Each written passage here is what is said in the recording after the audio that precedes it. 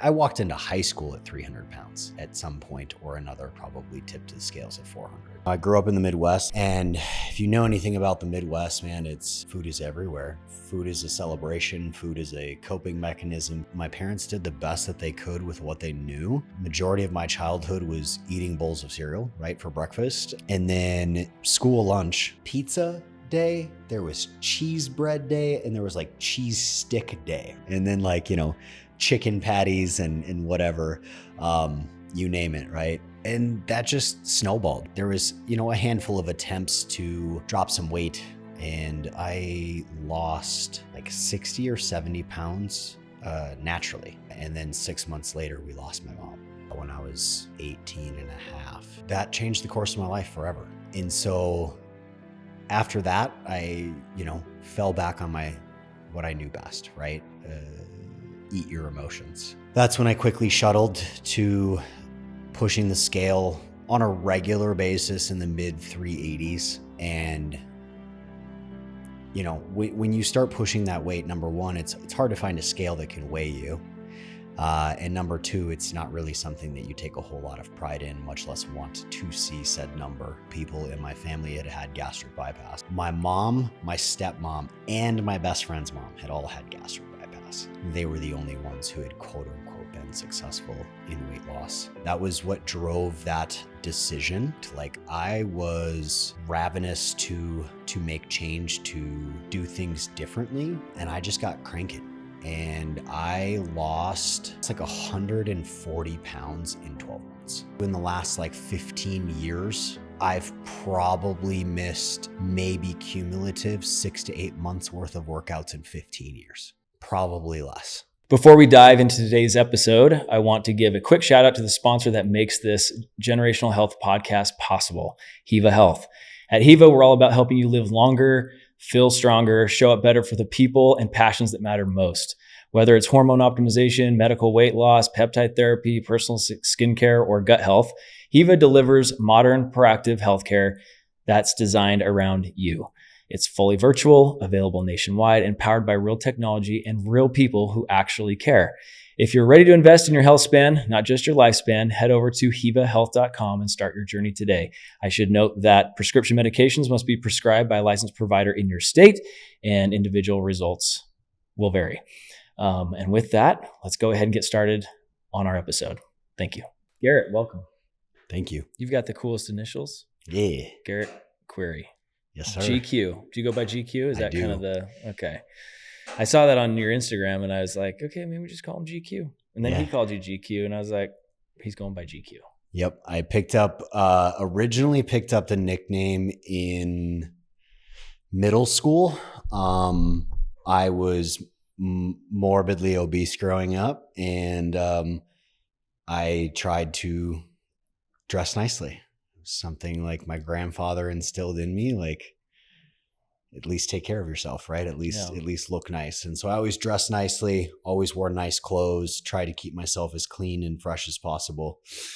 Picked up the nickname in middle school, high school, and then actually I did a whole corporate America job right out of high school and picked it up again, actually completely separate. All of a sudden it was just still same thing, always dressed nicely, showed up clean and everything. And all of a sudden it was people kind of caught on, hey, that's my initials. And they just started calling me by that. And it just kind of stuck from there. Hey, it's meant to be. Yeah. Right. So you told me earlier, you're from the Midwest. Where'd you grow up? Yeah. Born and raised in Minnesota. Born in quite a small town, Crookston, Minnesota. Grew up there until I was about 4. And then my family moved to Moorhead, Minnesota. And that is where I spent the next 26 years almost. I left when I was 29. So nice. And you moved here when you were 29? Yeah. Awesome. Well, yeah, just before we started the mics and everything, you and I were just kind of talking a little bit about this week.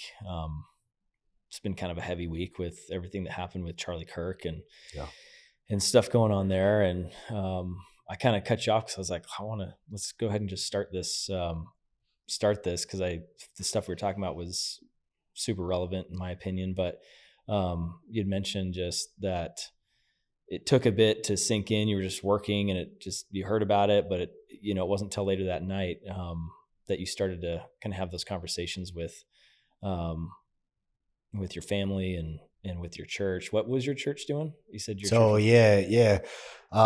So I picked up my daughter from early release from school, and it was, I was sitting there at a coffee shop doing my work for the day, right? Like at this point in my life, I still am working not only for myself, but another company. And I'd finished that work for the day, working on my own work for the day for my own business at a coffee shop while she was doing her homework. And it it came across my social media, and as sad as it is to say, like, I don't know if it was shock or it's just like we've, as a society and culture, have become so numb to the violence that's like happened the last couple of years. Like I read it and just kind of didn't flinch. Like I just kept working and just doing the things. And it was like, because initially for the first, 30 to 45 minutes, I kind of got pinged about it immediately. And it seemed like there was like hope, right? Mm-hmm. And then it was confirmed, hey, Charlie has passed away. And, it just didn't really set in. It was like, okay, well, got to finish up work, got to get home, got to get ready for dinner. And then, my fiance was like on her way over and everything. And it was like dinner time and just kind of going through all those motions. And during that time period, we all attend Trinity Church here in Scottsdale. And Pastor Mark Driscoll put on, I got a text message from like my table lead, because I attend Real Men's, which is like starting up next Tuesday again, which is the men's group that is led by our pastor. We have a sermon every week for that. And it was like an emergency, like prayer meeting. And it turned into Pastor Mark putting on an emergency sermon and, hosting a time for prayer and community on Wednesday night. And what was even crazier is at the end of it is he was like, I didn't even plan on being here because he had received 2 credible death threats like in the last 48 hours on Wednesday. Your pastor? Yeah. He's very outspoken. It's not something that him and his team aren't unfamiliar with. But yeah. So I guess at your at the sermon, what kind of stuff was he talking about in regards to Charlie and the whole situation? Yeah. I mean, so he really just walked through Charlie is local to Arizona. And Pastor Mark has had an opportunity to meet with him, pastor to him numerous times. Relatively regular communication, and have had the opportunity to cross paths in person a handful of times. And Charlie had actually recently reached out not only for prayer due to fear of, the impending, what ended up inevitably happening, but also what just like who he was as a person, talking about, how there's just no doubt that Charlie is passed on to heaven, that he has received God's honor of, well done. And just speaking about also is just like the impact that he has had in such a short window of time. And also speaking about the fact that, Charlie was repeatedly quoted that he doesn't care about his accolades here in this life, of anything that he's accomplished, from his companies to any of it, that he wants to be known as, a father, a husband, and a faithful servant and speaker of God. So, I see this happen, and Utah is my home state. I actually have some pretty strong ties to the school they were at. Yeah. And I had family that was there, front row, and it was freaking scary. And for me, my reaction was a little different. I kind of like put everything down and almost put life on pause in that moment. I kind of had had a lot of ups and down emotions, man. I was like just raging mad. I was super sad, all over the place. But, I've reflected on this a lot. I've spoken about it already on some other stuff, but I'm just curious your thoughts on like, what the heck is wrong with society right now? Like, where is this coming from? And like, I chalk this up to a health problem, to be honest. Like, I see this as like, we're an unhealthy country, mentally, obviously, physically, emotionally diseased. We have chronic illness. And like, where do we start? Like, how do we fix this? I know that you and I probably don't have the answers, but just, in the industry that you're in, and you're constantly helping people, and you've helped yourself a ton, and we'll get to your story because I love it. I want to talk through that. But as we see like these young kids in college, this kid, I think the guy that shot him was like 21, 22. He's just a kid, man. Like, he just barely became an adult, making, doing something this horrific. And then we have people cheering it on, so something's missing. I don't know. What are your thoughts?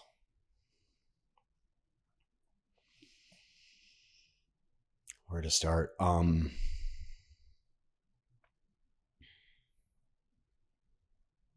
I've had a unique opportunity the past 24 months. I've had the opportunity to, rough estimate, read over 3,000 lab panels. And that comes with 3,000 consultations as well. And in that time frame, I will say it's not common, but I have met with some very unhealthy people. And I'm not even referring to like blood chemistry unhealthy. I'm not talking about morbidly obese unhealthy. I'm talking about getting on the phone and sitting across from someone on a Zoom call and realizing that they are mentally unwell due to multiple reasons. It was really funny as the last 2 days I've been listening to the owner of Ways to Well and Joe Rogan's podcast, if you've had an opportunity to listen or catch sound bites of it. And while I was on my way down here, I was listening to another section of that. And, he was talking about how in the state of Texas, they had gotten some monumental bills passed. And one of the main people that was a part of it was an 18-year-old girl who has resolved all of her health issues from removing processed foods and essentially the standard American diet. And Joe Rogan talks about how he's like, on occasion, I have a milkshake or an ice cream sundae. And he's like, it's always great in the moment. And then an hour later, I feel like dog shit, and imagine, I can speak to this personally. I didn't get to 400 pounds at 19 years old by accident. I didn't get there by eating, steak and eggs and potatoes. Like I got there from over consuming highly palatable foods. And while that is a different lifetime ago, I can tell you that like you just get to a state where it's like it's all you eat. It's like, I hate to say it this way because it's not a drug, right? It's not like No one's knocking over a convenience store to get candy. Like it's not that bad, but it can be hard to put it down like once it happens. And that is, if there's one thing that reading that many lab panels has taught me, is genetically speaking, we all have different degrees of abilities to manage dysfunction from different sources. In the main source being, food and what we're talking about. And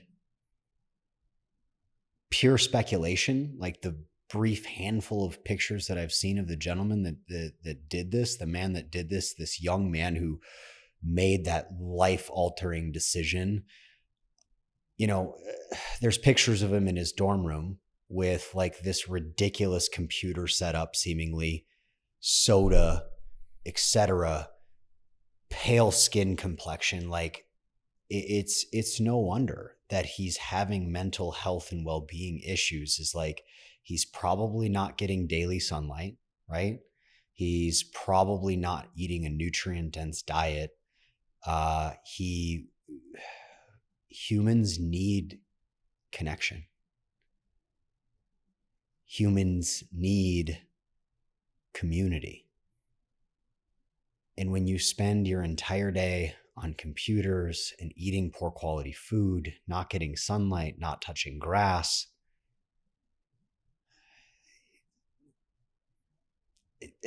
consuming social media like all the time, it's no wonder that we're currently where we are. It's kind of wild because his, like, you probably heard about the stuff that he had written on like the casings. Mm-hmm. They were sayings and like memes from video games. Really? Okay. So that's where it was from. I didn't know. I didn't know what they meant, but I saw another post that helped like interpret all of that. Okay. But they come from like video games, which kind of goes to your point of being on a computer all the time. And that's where I'm assuming he found his quote community, right? But I think you're right. I just think there's him and others. It's just like, it's mental health, and like our mental and physical health is so intertwined, to your point, right? Like you talk about your blood chemistry and how that's going to affect everything else and how we end up making decisions and how we reason through things and how we deal with trauma and how we deal with, we've been through, just in this week, it's been wild. Like you saw probably the stabbing of that innocent woman. Oh, something's going to make your blood boil. You watch that and then watch the people just like sitting there and like not doing anything.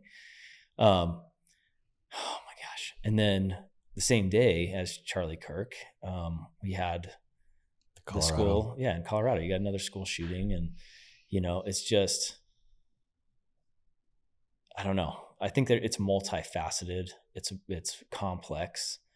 But to your point, like, going back to that female, I can't remember her name, but I did listen to that podcast with Brigham Bueller, and they talked about this 18-year-old girl that has had a powerful voice because I guess she did have a bunch of chronic problems that have all gone away just from like cleaning up her diet, and how everything else just kind of, the domino effect, how it trickled and how everything just becomes better. But man, like memes of video games on bullet casings, it's like, wow. We just have such a big problem. Well, this Ukraine woman thing, it's extremely disturbing. Like, my fiance flies out for 2 business trips in the next like 6 weeks solo to Austin and Denver. Like, it's like, and I'm sitting there like toiling it within my head, and I'm just like, what do I do? And then on top of it, having, an 11-year-old daughter, it's like. So how about, we'll switch gears, man. This stuff is a downer.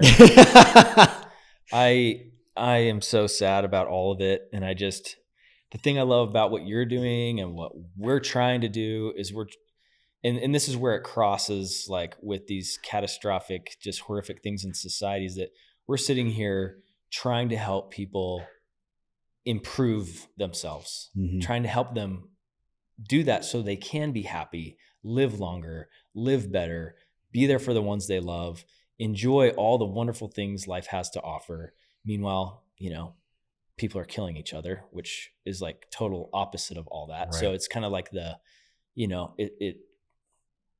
it's the opposite of what we're trying to accomplish, and it's frustrating. But you've got an incredible story. So you mentioned earlier that you said at 18 years old, you were 400 pounds. Yeah. So, and you said you got there with processed foods, but I got to know, like, people that go through this and have a transition like you have, there's got to be some defining moment of commitment, like that makes you say, okay, I'm going to start reversing this and go the other direction. Yeah. So what was that? What was it for you? Like, how did you make that decision to commit to health? So I grew up in the Midwest, like I said, and if you know anything about the Midwest, man, it's, food is everywhere, right? Food is a celebration. Food is a coping mechanism. It's food.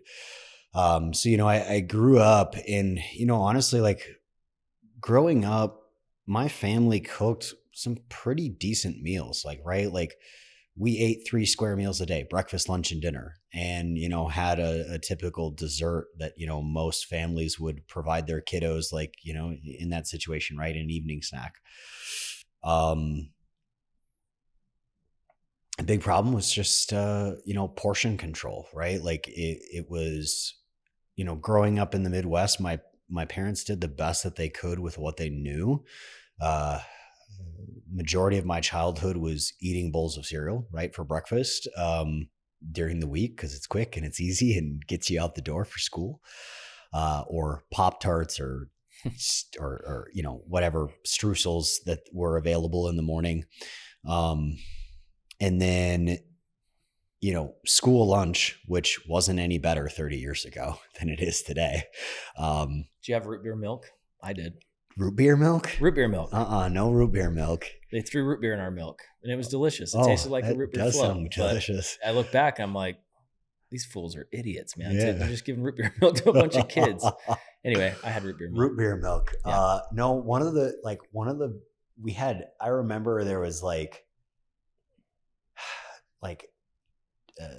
pizza day, there was cheese bread day, and there was like cheese stick day, right? Like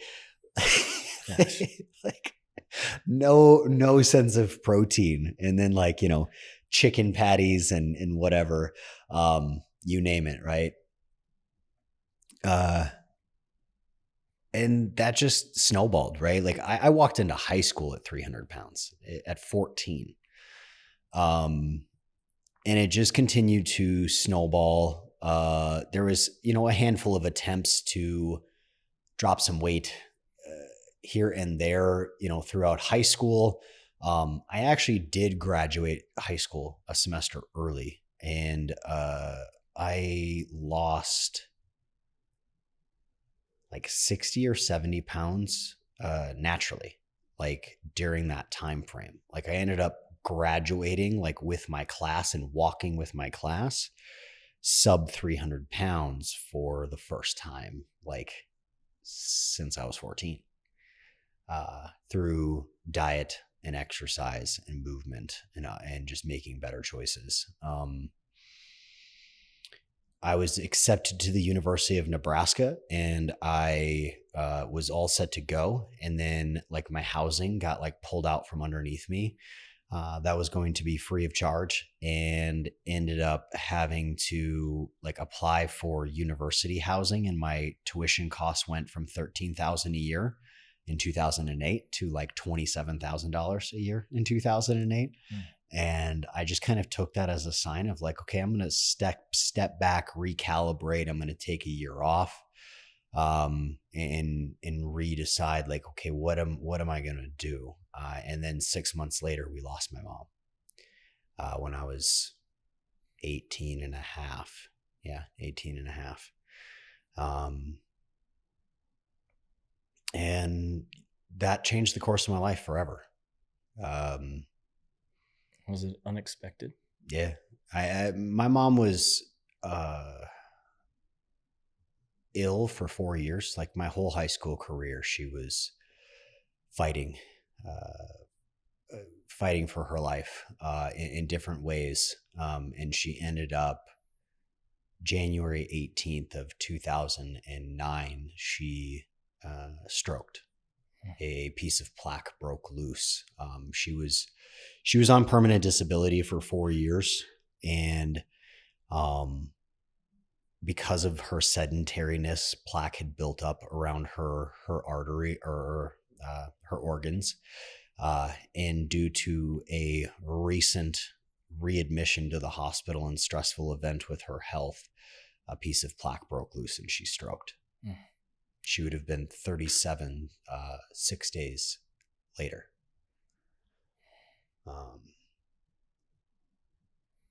So I'm currently like 18 months away from being older than her. It's pretty crazy. It's very young. Yeah. And so after that, I, fell back on what I knew best, right? Eat your emotions. And that's when I quickly shuttled to pushing the scale on a regular basis in the mid 380s. And, when you start pushing that weight, number one, it's hard to find a scale that can weigh you. And number two, it's not really something that you take a whole lot of pride in, much less want to see said number. The highest I ever personally saw on a scale was like 395 pounds. And by estimation, I would have at some point or another probably tipped the scales at 400. And so the family influence is multiple people in my family had gastric bypass, including my mom. And I grew up in an obese family, and it really seemed to be the only way out. Like anybody who had any degree of success, because it was actually crazy. So it was my mom, my stepmom, and my best friend's mom had all had gastric bypass. Like, and to me at that young age, in my circle of influence at that time, they were the only ones who had quote unquote been successful in weight loss.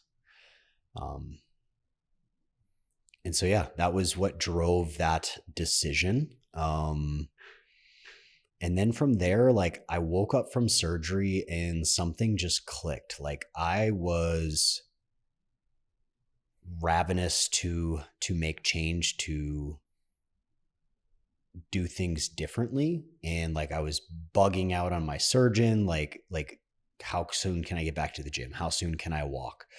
And I just got cranking, and I lost like 140 pounds in 12 months.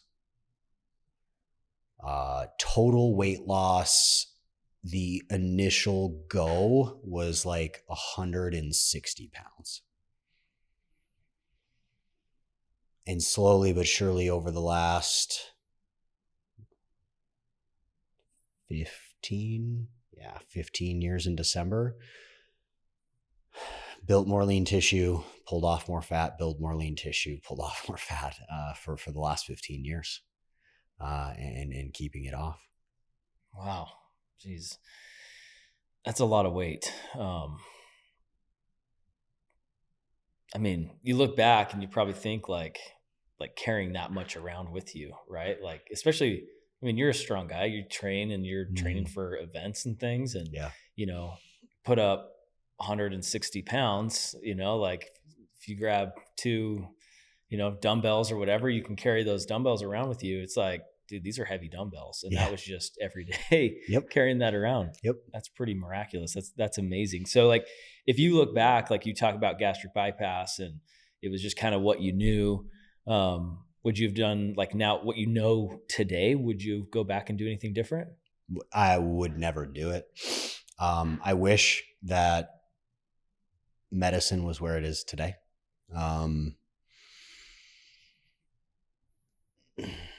especially with what I know now about like GLP-1s, the depth of understanding that I have about them and how they can just be such an amazing and life-saving and intervention for people that does not have the consequences when dosed appropriately, when paired with coaching, when paired with lifestyle intervention, training, appropriate nutrition, etc.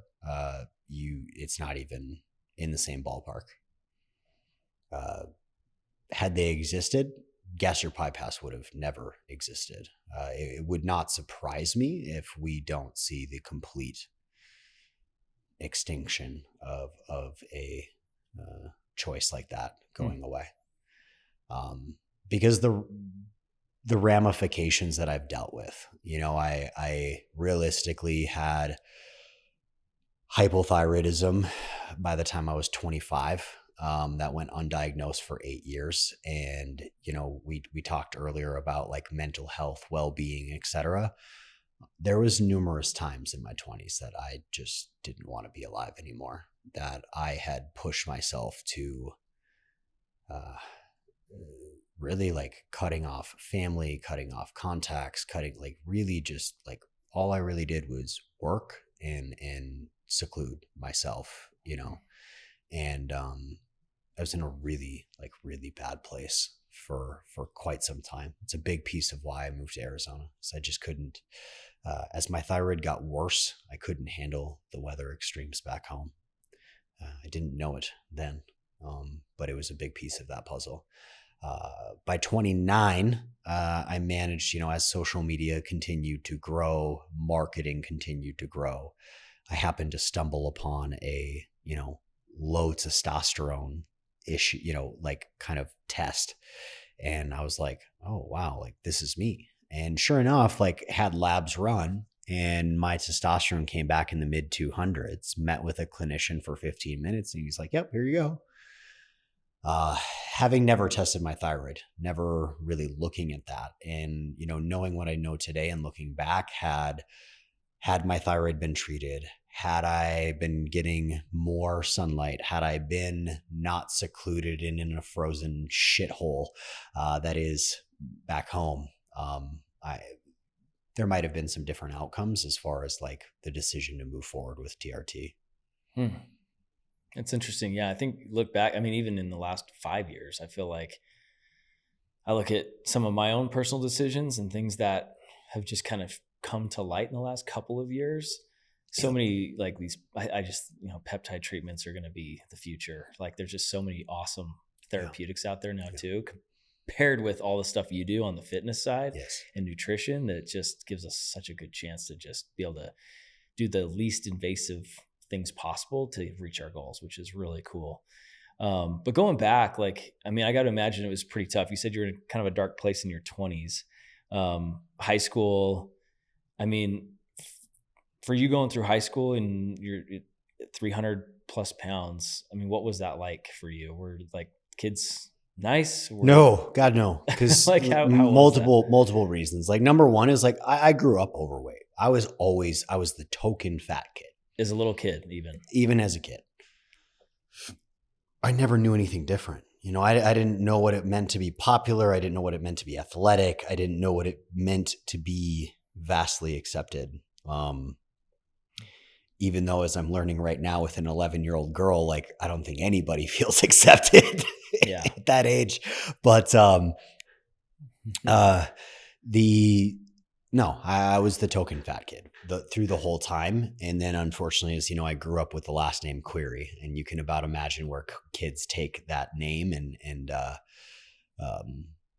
So yeah, I was picked on a lot. Thankfully, I was a very, very like outgoing, extroverted kid.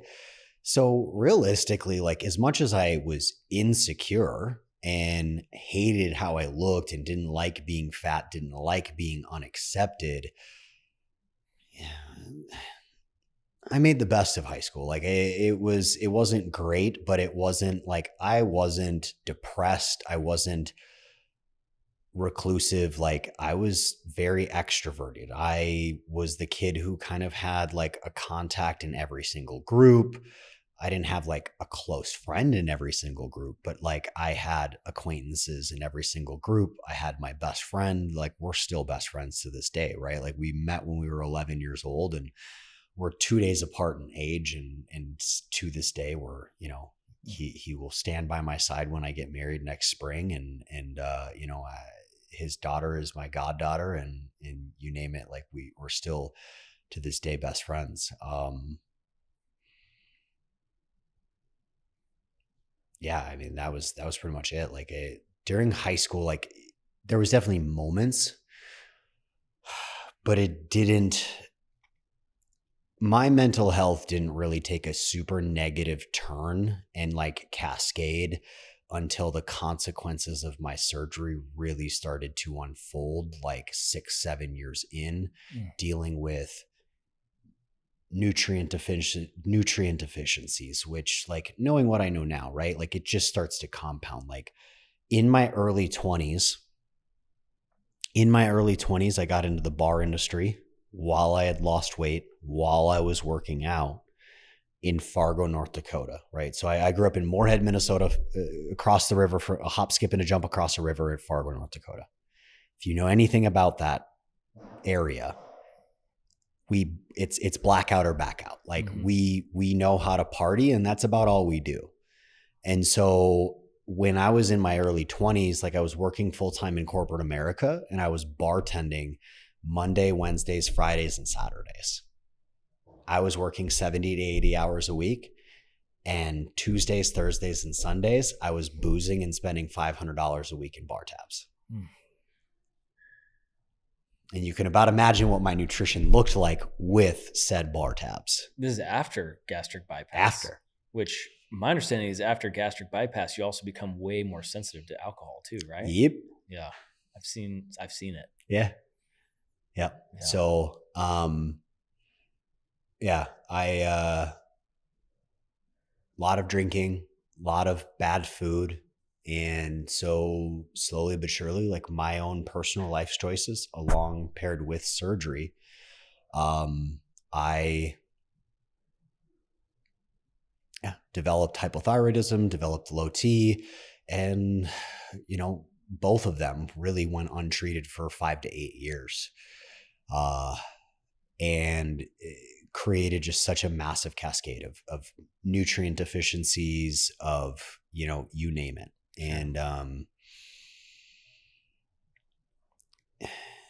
something that I was taught a long time ago is your health is like a credit card. You can run up a balance, but eventually you are going to pay, and you are going to pay with interest. And I have personally experienced that. I have spent the better part of the last decade paying off the interests of my early 20s. Really my first 25 years of life, right? Like just the decisions that were being made when I was a kid, etc. Has it been hard to keep it up this whole time? I mean, it's been 15 years. You've just been grinding, trying to like lose fat, gain muscle, lose fat, gain muscle. Like, have there been moments that you've just been where it almost turned again and it wasn't as smooth sailing, or has it been just since you made that commitment and you figured out your hormones and you figured out your thyroid that you've just been I think it was my only saving grace was working out literally became a part of my identity. Because I will tell you, in the last like 15 years, I've probably missed maybe cumulative 6 to 8 months worth of workouts in 15 years. Maybe, probably less. No matter how bad my thyroid got, no matter how bad I was depressed, like I didn't miss. The hardest part throughout that was managing the emotions, the depressive thoughts in the nutrition piece, and not coping with nutrition or food or alcohol.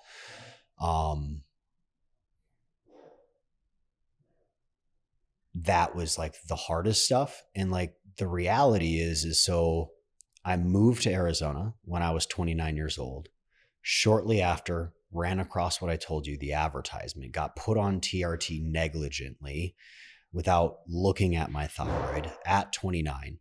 And if anything, it actually made things worse because it gave me a high functioning male brain, driven, protective, etc., with a body that just kept telling me to sit down because I had no energy. Like your thyroid is your energy center. And if it's not functioning well, you're screwed. Well, man, that's a wild journey that you've been on. I want to shift over maybe to like how you're helping people now. So, I mean, you probably have tons of people, you deal with tons of people on like via telehealth as well, but also in your, with your own business and in private coaching. What if you've got people that come to you and they're trying to lose a bunch of weight, or they're trying to get right, or they're feeling off, like what's the process for helping them based on everything that you've learned yourself and how to like manage yourself? Like what are some of the core principles that you're teaching people today? Start with labs. And the reason I say that, and something like you brought something up earlier that kind of like pinged my mind. And this is like something that I pride myself in now, is the ability to take subjective data from the client of like, how are you feeling? What's going on day to day? Like why are you here? Right? Like, why are you seeking more answers? And how are you not being served by traditional methods? Is, getting that information starts to create an outline on a canvas. And then lab work is going to fill in the gaps. It's going to paint the masterpiece of like, okay, what's going on? What's going on with your health? And that is something that I would say is that I pride myself in, is being able to take all of that subjective information, take your lab work, and then start to paint you a picture of here's what's going on, here's why it's happening, and here's how we can change this. Because it's going to lay out like, so, you kind of brought up my journey as far as like weight loss and other things, but like honestly, one of my favorite things to do is to take high performing people who are starting to lose their edge, take all their subjective information, take their information from a fact of like, okay, this is how many days a week I train. This is how many days a week I run. This is how many days a week I do this. And my favorite thing to do is pick apart their lab work and show them how the way they are currently operating their life is literally destroying their health on a blood level. Yeah. Because so many people, time and time again that I consult with, they come in and they're still using like the same training strategies that they used in their early 20s, in their 30s, when they have 3 kids, a wife, a company, they're an executive, they're this, they're that. And they're trying to still train the same way and get the same results. Yeah. And the best way I can describe it is like, you have a 5-gallon pail of stress. Once that bucket is full and it starts overflowing is when stuff starts to break. And the body always keeps score. It's going to whisper before it screams. And a lot of times it's going to whisper in your labs. Like I see it time and time again. And what's fascinating is everybody's physiology breaks differently. Yeah. Some people will come in and they'll have thyroid dysfunction. Some people will come in and they'll have low testosterone. Some people will come in and their lipids will be array and their metabolic health markers will be awry. I'll use like one client example. I had a 42-year-old woman come in to me. She walks around with a 6-pack on a day-to-day basis, like jacked. And she came to me and she was like, I really want to lose fat in my legs. Like I can never get my legs to lean out. I can't get my legs to match my upper body. And initially, like I looked at her, like all of her subjective data. I looked at like her output, like from training perspective, et cetera. And I was like, well, you need food. Like you need to feed your level of output, and you're not doing that. You're not eating enough. And so initially, the first 10 days, I gave her more food. And then we got our labs back, and I was looking at it and I was like, I'm expecting sex hormones. Because females, the first thing that's going to tank in a female most often is progesterone. It's one of the most like sensitive hormones to stress, physiological stress, et cetera. Like it's just going to go into the dumpster. And that's what for women can cause painful periods. It can cause inconsistent periods. It can cause PMS symptoms. It can cause anxiety and depression because of lack of quality of sleep. Progesterone is a massive precursor in quality of sleep.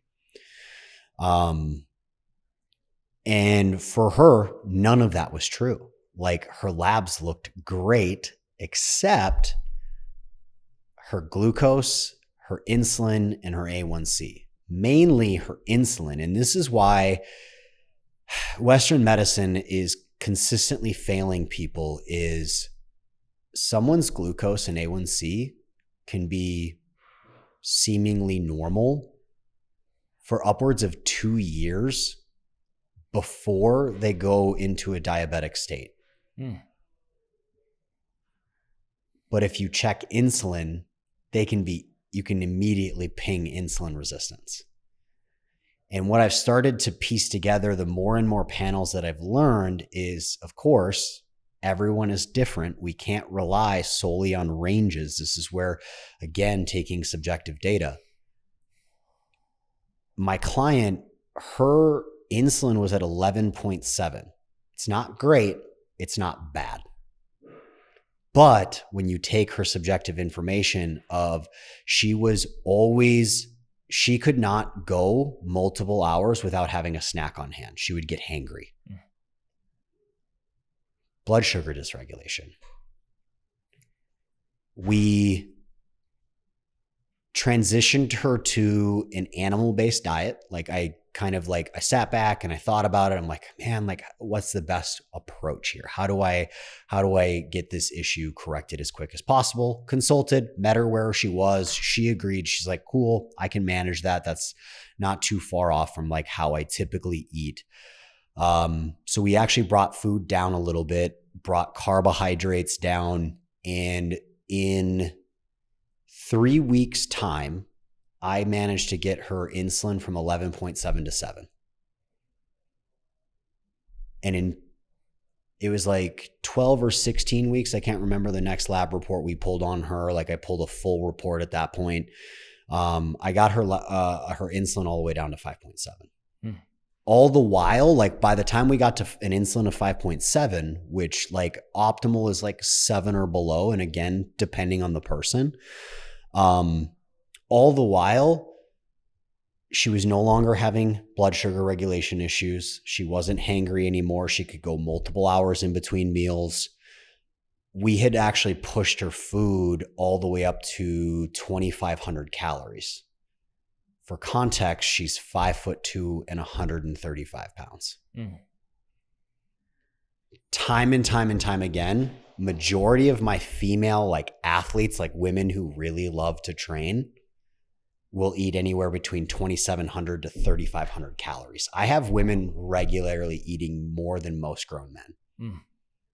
350, 400, 450 grams of carbohydrates. And they're monsters. Wow.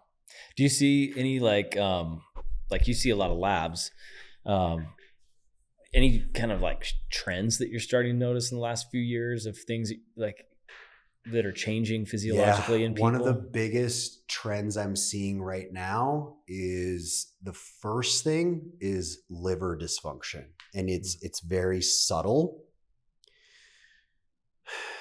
Liver dysfunction and mainly bile flow, right? So like when the liver is getting bogged down, right? So like quick fun lesson about thyroid, right? So the brain sends a signal to the pituitary to create TSH, thyroid stimulating hormone, which in Western medicine, you will be lucky to see a TSH and maybe a T4. I'll explain this and why this is such a problem, right? So TSH is actually not thyroid hormone. It is thyroid stimulating hormone coming from the pituitary.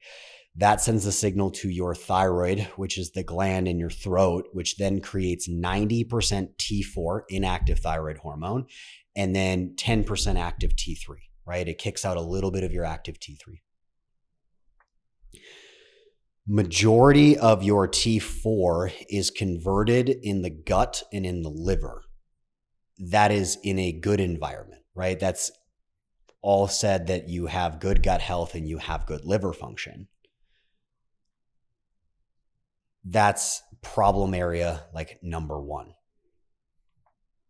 The next thing we have to worry about, if you're dealing with high physiological or psychological stress, your body has fail-safe mechanisms. Just like in hormones, you have sex hormone binding globulin, it'll bind up free hormone. You have reverse T3.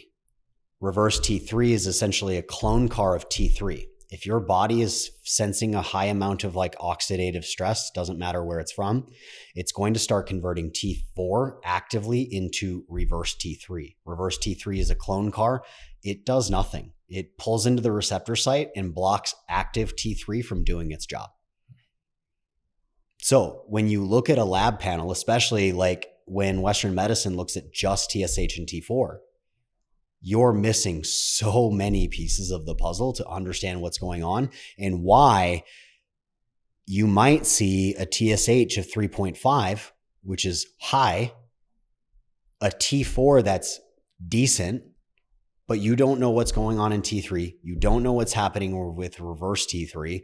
And so therefore you have no idea of like, okay, why is TSH high? Why is the thyroid struggling? Why are we having problems there? Why is this negative feedback loop being created and the brain keeps pushing the pituitary to push out thyroid stimulating hormone to kick out more hormone?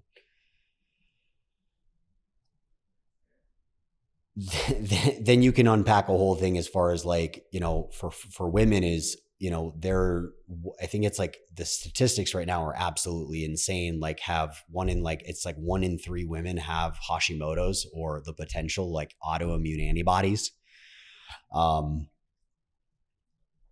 I could be misquoting that like statistic. I don't recall it exactly. But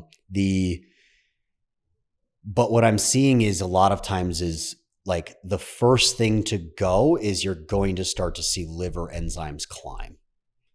ALT and AST.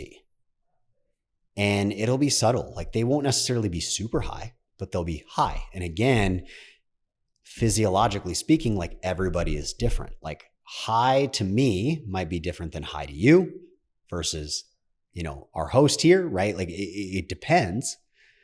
But when you're not getting proper bile flow, so like gallbladder, liver, etc., you're not going to be breaking down food appropriately, getting the nutrients that you're supposed to be getting, which super important for thyroid function, right? You need zinc, selenium, iodine, like you need all of these cofactors. And guess what else you need? You need carbohydrates. You need carbohydrates to convert T4 into T3. So when you're deficient in nutrients, you're deficient in a macronutrient, like good luck having an optimally functioning thyroid.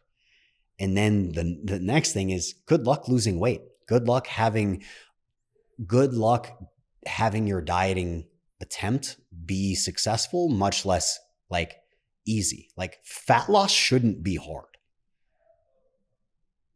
So like on a ketogenic diet though, where you're not having carbohydrates, what are you finding that people on ketogenic diets struggle with thyroid function? Yeah, 100%.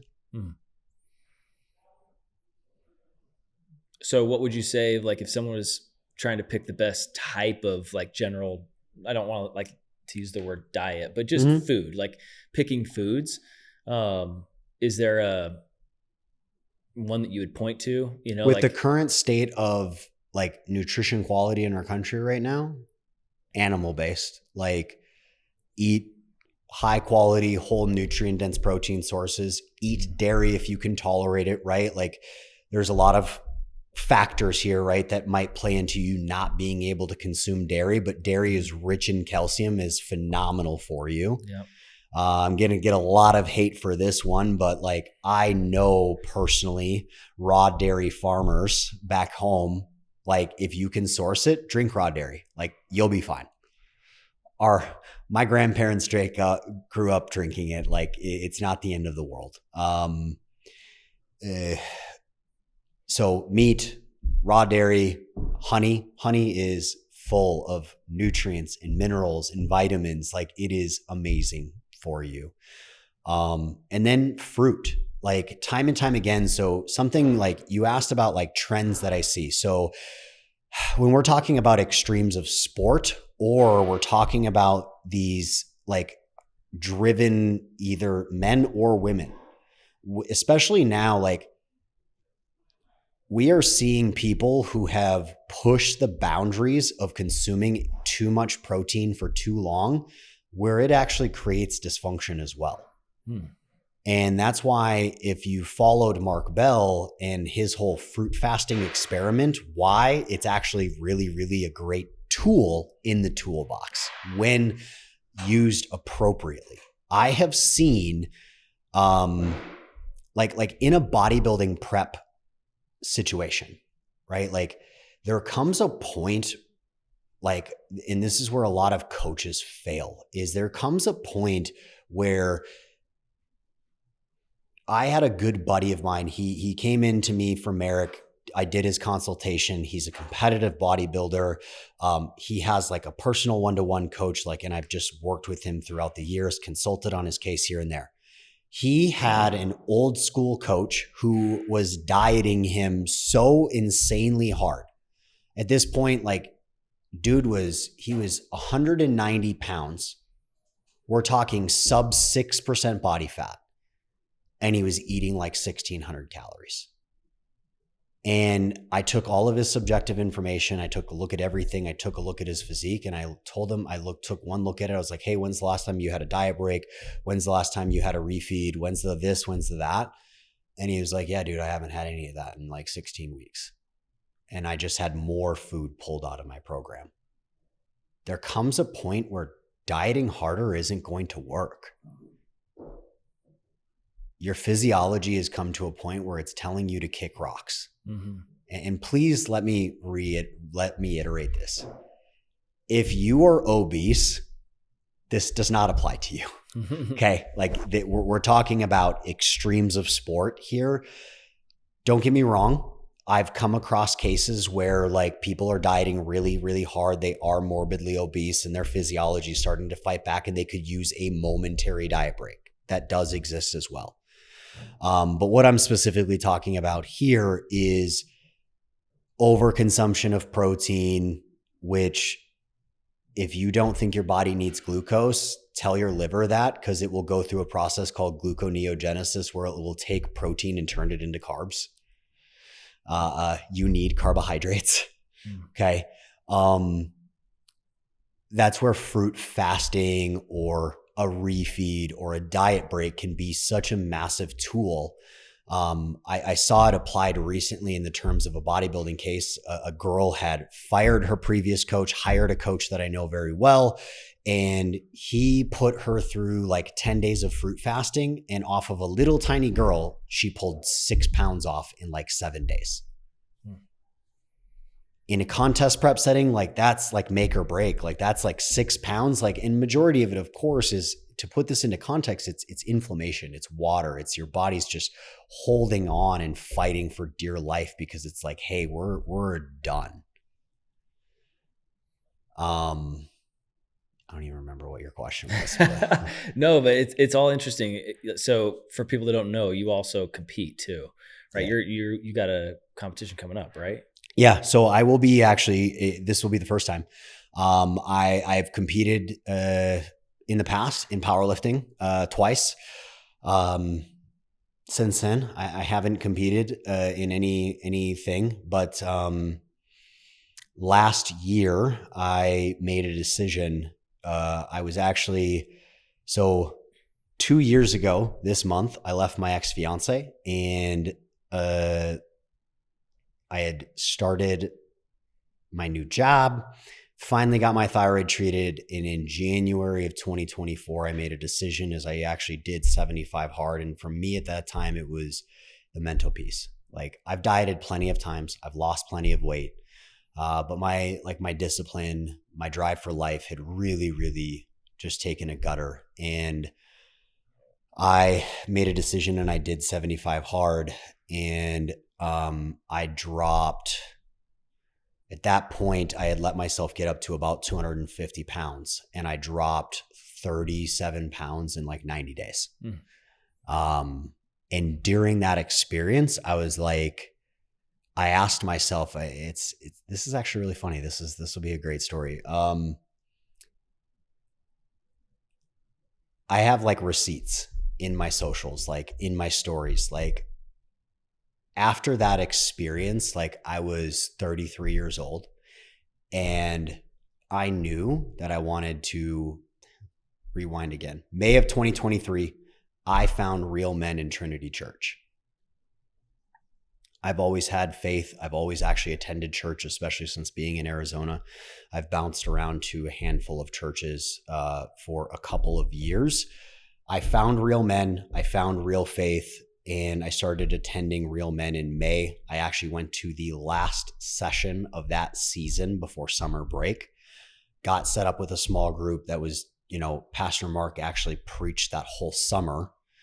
And I went to group sessions at someone's house, that whole thing, then got reactivated in the fall, went that whole fall. And all throughout that time frame, like, I knew, like, Pastor Mark in Real Men, his tagline is, "We build men up to bless women and children." I knew I wanted to be a husband. I knew I wanted to be a father. And I knew that at that point in my life that I was not the caliber of man that deserved a wife and kids. Like, I just wasn't there. Like, I needed some work. I needed some internal work. And the combination of like Real Men, real faith, and 75 hard, I started really working on that like discipline muscle. And something that I kept asking myself is like, who do I have to become to be deserving of like a wife and kids? And that was when during that time frame was when I made the decision to get back set up with my coach. I had been away for like 14 months. And I came back to him and was like, "Hey, we're going to compete." I said, "Hey, we're going to compete." And I, hired him, and we got rolling. And it hasn't been without adversity. I was actually supposed to compete in like July of this year, but due to some circumstances last year with my health that developed, it got pushed back. And here we are.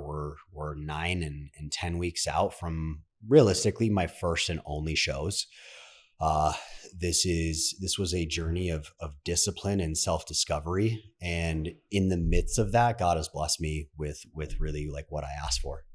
Oh, that's awesome, man. Well, I'm happy for you. I mean, you're engaged, and sounds like she's awesome, and you got this awesome daughter that loves you, and that's what it's all about, man. That's seriously, that is happiness right there. So I'm excited for you, and I appreciate you coming in. We've already been going for a while, but one last question, then I want to get some information about you for people if they want to find you and seek coaching or anything else. But as the Generational Health Podcast, we really focus on kind of like breaking generational trends, and you said you grew up in an obese family, and you've broken a really important trend. It's pretty amazing. But the question I like to ask my guests is, what does building generational health mean to you? Leadership through action. I will lead my family. Like my family will never experience what I experience. And my soon-to-be wife agrees with it wholeheartedly. Since we've known each other, she's lost 25 pounds. We have a target of pulling off another 25 or 20 pounds by our wedding. It's something that we very actively discuss with Paisley a lot.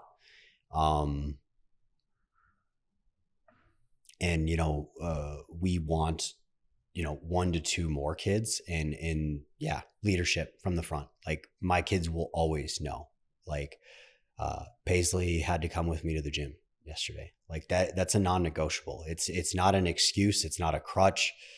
It is a non-negotiable.